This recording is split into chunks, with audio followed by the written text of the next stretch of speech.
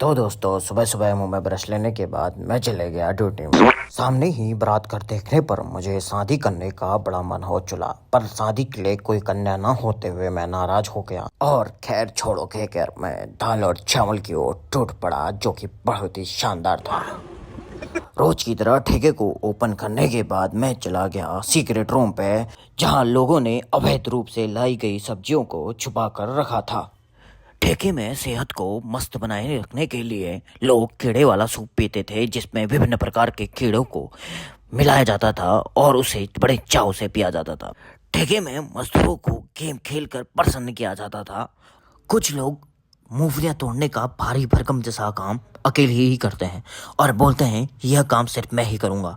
ठेके में लोगों को संबोधित करने के लिए उंगलियां दिखाना जरूरी था और पिछवाड़े पर लात देखकर उनको स्वागत किया जाता था। ठेके में लोग काम कम और बकचोदी ज्यादा पिला करते हैं। कुछ लोग मेरे पीनट की ओर देखकर बोलने लगे मुझे पीनट खाने हैं। मैंने कहा बेटा ये तेरे मुंह पे नहीं आ पाएंगे, तू ये ले छोटे पीनट ही खा ले। ठेके में आग वाली दारू का प्रचलन कई पुराना था। लोग दारू में आग लगाकर आज भी पिया करते हैं। ठेके में आज भी लोगों को ललचाने के लिए बियर का ऑफर दिया जाता था, जिसमें लोगों को 6 लेके एक बियर फ्री मिलते थे। तो मैडम को बियर फ्री मिलते देख हमारा स्टाफ परेशान हो गया। बोला हमारा 35 लाख के बिजनेस में 36 लाख का घाटा करवाओगे तो इसे बंद ही कर दो यार। खुफिया सूत्रों से पता चला कि मेरी शादी तय हो गई है, तो मैंने भी भेंट में फलों की टोकरी संजू को दे दी और बार में ठुमक ठुमक कर नाच करने लगा। ये में चारों तरफ अब खुशियों का माहौल छा गया था। इतने में बोला गया कि बारातियों का स्वागत मोहब्बत का शरबत बनाकर ही किया जाए, तो मैंने भी चालू कर दी मोहब्बत का शरबत बनाना।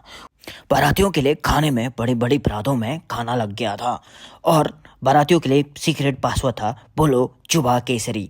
लोगों के चेहरे के अलावा उनके शारीरिक तौर से भी खुशी को साफ साफ देखा जा सकता था। तो दोस्तों उसके बाद हम चले गए किसी लॉन्ड्रिया नाम के कमरे पे, जहाँ लोग अपने कपड़े धोने के लिए डाला करते थे। उसमें से एक लॉन्ड्रिया का नाम था गरीब सिंह 40 नंबर। गरीब सिंह की ई नाम की स्कूटी की चाबी को हम पकड़कर वहाँ से चले गए। यह ठंडी हवाएं हमारी आड़ और गांड दोनों को गर्म कर रही थी।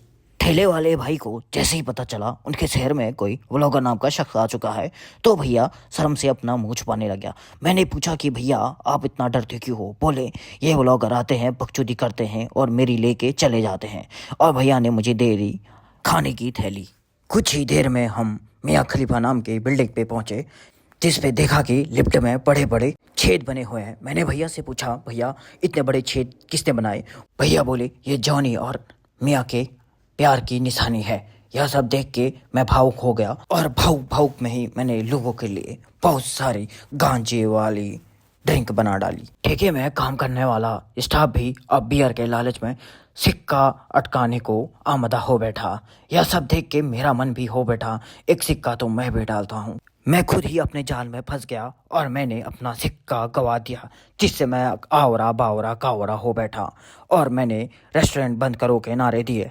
मैं इतने गुस्से में था कि मैंने कुकुर नाम की प्रजाति से उनका रोटी का निवाला ही छीन डाला। पास ही में लोगों ने पापड़ों को छत पर लटका रखा था, जिससे मेरा दिमाग खराब हो बैठा और मैंने भी 2 बातें सुना डाली कि डेकोरेशन के नाम पर पापड़ तुम दीवार पे लटका देते हो। मेरे इतना बोलते ही रेस्टोरेंट के स्टाफ ने जबरदस्ती मेरा अंगूठा अल्ले का कराकर मुझे घर की ओर वापस भेज दिया। इसी में रोड के किनारे एक भैया ने भंडारा लगाया था। मैंने बोला भैया इतनी रात को भंडारा किस लिए? भैया बोले ये रात को सिर्फ भूतों के लिए भंडारा है। मैंने भी बोला भैया ये भूत कुछ नहीं होता, आप झूठ बोल रहे हो। भैया बोले आगे जाओ भूतिया हवेली है, तो मैं खुद पता चल जाएगा। सामने ही एक भूतिया हवेली थी, जिसके सामने जाके मैं चिल्लाया, बोला भूत तेरी माँ की। पास ही में भूतिया चाय नाम से एक दुकान थी, जिस पे भूत रात को चाय बेचा करते थे। दोस्तों सुनने में आया था कि यह भूत बहुत ही असली किस्म का भूत था। अगर इससे कोई चाय मांगे तो ये आपसे कुछ और मांग लेता था। मैं समझा नहीं और मैंने इससे चाय मांग ली और बदले में इसने मेरी वहीं मार ली और मैं अपनी उठा के भाग गया। Thank you.